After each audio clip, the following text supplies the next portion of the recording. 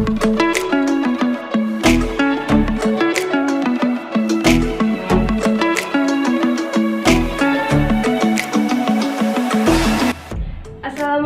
warahmatullahi wabarakatuh. Halo, perkenalkan nama saya Ainur Laila dari Program Studi Pendidikan Guru Sekolah Dasar semester 4, kelas A, Fakultas Keguruan dan Ilmu Pendidikan Universitas Muhammadiyah Tasikmalaya. Di sini, saya akan menyampaikan sebuah materi yang ditujukan untuk memenuhi salah satu tugas mata kuliah Al-Islam Kemuhammadiyahan 3 yang diampu oleh Bapak Zainal Muttaqin MPDI. Assalamualaikum Bapak. Baik, langsung saja di sini saya akan menyampaikan sebuah materi tentang karya monumental umat Islam di bidang iptek. Sebelumnya, ada 4 poin yang akan saya sampaikan berkenaan dengan materi ini. Yang pertama, zaman kejayaan Islam di bidang iptek. Yang kedua, sebab-sebab kemajuan umat Islam di bidang iptek. Yang ketiga, sebab-sebab kemunduran umat Islam di bidang iptek. Dan yang terakhir, upaya kebangkitan kembali umat Islam di bidang iptek. Baik, langsung saja simak video berikut ini. Yang pertama, zaman kejayaan umat Islam di bidang iptek. Perkembangan Islam dimulai dari saat Rasulullah SAW mendirikan Daulah Khilafah Islamiyah di Madinah. Islam tidak hanya berkembang di Madinah saja, tetapi Islam sudah berkembang ke seluruh negara di Jazirah Arab dan sekitarnya. Puncak perkembangan Islam, terutama di bidang iptek, yaitu terjadi pada masa kekhalifahan Daulah Abbasiyah. Menurut analisa Montgomery Wattway dalam bukunya tentang kejayaan Islam, Islam bisa mencapai puncak kejayaannya karena Islam tidak mengenal pemisahan yang kaku antara ilmu pengetahuan, etika, dan ajaran agama. Lalu, bagaimana sejarah singkat dari Daulah Abbasiyah ini? Nah, Daulah Abbasiyah ini didirikan oleh salah satu paman Nabi Muhammad SAW yang bernama Abbas bin Abdul Muthalib. Kekuasaan Daulah Abbasiyah ini berlangsung selama 5 abad, yaitu dari tahun 132 sampai 656 Hijriah atau 750 sampai 1258 Masehi yang berpusat di Baghdad, Irak. Dan pada tahun 656 sampai 915 Hijriah atau 1258 sampai 1517 Masehi berpusatnya di Andalusia, Spanyol. Khalifah pertama Daulah Abbasiyah ini yaitu Abu Abbas As-Saffah yang berkuasa dari tahun 132 sampai 136 Hijriah atau 750 sampai 753 Masehi. Selama 5 abad ini, Daulah Abbasiyah ini telah dipimpin oleh 37 khalifah. Nah, puncak kejayaan atau puncak keemasannya ini yaitu dari awal berdirinya sampai masa kepemimpinan Al-Wasiq Billah, yaitu pada tahun 232 Hijriah atau 879 Masehi. Masa tersebut bisa dikatakan puncak kejayaan atau keemasan karena pada masa itu Islam benar-benar menguasai seluruh bidang kehidupan termasuk di bidang iptek. Pada masa Daulah Abbasiyah ini, Islam menggapai puncak kejayaannya di segala bidang kehidupan, baik kekuasaan, politik, ekonomi, kebudayaan, bahkan iptek. Khususnya ketika dipegang oleh Khalifah Abu Ja'far, Harun al-Rashid, Al-Ma'mun, dan Al-Mahdi, ilmu pengetahuan saat itu benar-benar berkembang dengan pesat. Kenapa? Karena para khalifah menyadari bahwa ilmu adalah sesuatu yang sangat mulia. Mereka menyadari bahwa dengan ilmu pengetahuan, kesejahteraan masyarakat dapat dengan mudah dicapai. Maka dari itu, perkembangan ilmu pada masa ini menghasilkan berbagai disiplin ilmu, ilmuwan, dan ulama. Di antaranya ilmu hadis, ada tokohnya Imam Bukhari dan Muslim. Ilmu fikih ada Imam Syafi'i, Imam Maliki, Imam Hanafi, dan Imam Hambali. Kemudian ilmu tafsir, tokohnya ada Abu Jarir At-Tabari. Kemudian ada filsafat, tokohnya Al-Kindi. Kemudian ada matematika, tokohnya Al-Khwarizmi, kedokteran Ibnu Sina, dan astronomi, tokohnya adalah Abu Mansur Al-Falaki. Itulah diantaranya berbagai disiplin ilmu yang dihasilkan pada zaman kejayaan umat Islam di bidang iptek. Baik, selanjutnya, pembahasan yang kedua adalah sebab-sebab kemajuan umat Islam di bidang iptek. Salah satu unsur kejayaan umat Islam adalah dengan menguasainya ilmu pengetahuan yang ditandai dengan munculnya para ilmuwan-ilmuwan Islam. Adapun beberapa faktor yang menjadi sebab-sebab kemajuan umat Islam di bidang ipteks. Yang pertama, agama Islam, yaitu fanatisme terhadap agamanya. Jadi, apa yang diyakininya adalah benar dan akan membawa kemaslahatan.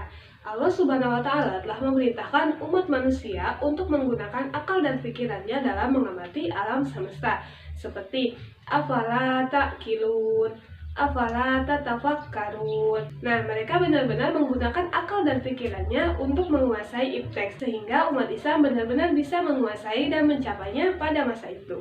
Yang kedua, pemerintah yang berpihak kepada ilmu pengetahuan. Hal ini tentu sangat mendorong perkembangan ilmu pengetahuan, seperti dengan adanya pemberian penghargaan kepada para ilmuwan sebagai bukti atas keberhasilannya dalam mengembangkan ilmu pengetahuan, serta banyaknya didirikan akademi-akademi dan perpustakaan sebagai pusat bacaan masyarakat.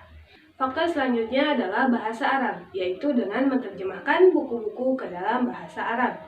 Para penguasa saat itu menyadari bahwa tidak mungkin ilmu pengetahuan berkembang di dunia Islam jika tertulis dalam bahasa non-Arab. Jadi mereka sepakat untuk menggunakan bahasa Arab untuk mempermudah perkembangan ilmu pengetahuan. Nah, ilmu pengetahuan ini juga tidak hanya tersebar ke kalangan penguasa dan intelektual saja, tetapi juga tersebar ke masyarakat umum.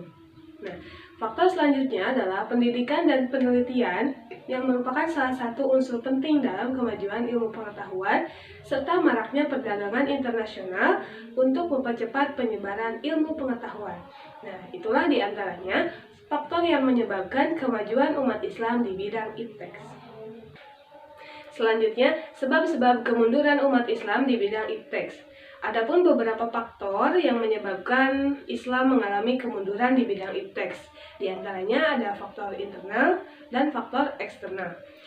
Yang pertama, faktor internal. Faktor internal ini merupakan faktor yang berasal dari umat Islam itu sendiri, seperti banyak meninggalkan ajaran agamanya, mudah menyerah, tidak bekerja keras. Sedangkan bangsa Barat, mereka tetap teguh terhadap ajaran agamanya dan bekerja keras.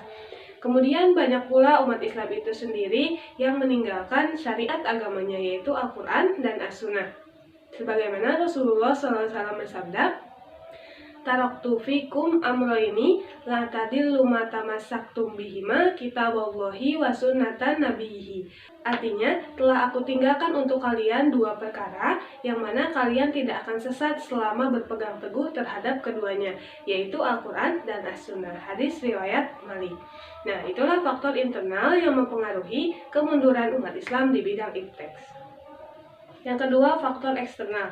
Adapun beberapa faktor eksternal yang mempengaruhi kemunduran umat Islam di bidang ipteks, di antaranya yang pertama, bangsa Barat mulai menyadari akan pentingnya ipteks. Yang kedua, fanatisme agama. Yang ketiga, bangsa Barat yang berjiwa petualang. Kemudian, bangsa Barat yang sengaja menghancurkan observatorium Islam yang didirikan Taqi al-Din di Konstantinopel. Selanjutnya, umat Islam yang ketergantungan terhadap Barat di bidang ekonomi. Kemudian, akibat kolonialisme, negara-negara Islam yang semula menggunakan bahasa Arab sebagai bahasa nasional mulai terdesak oleh bahasa penjajah.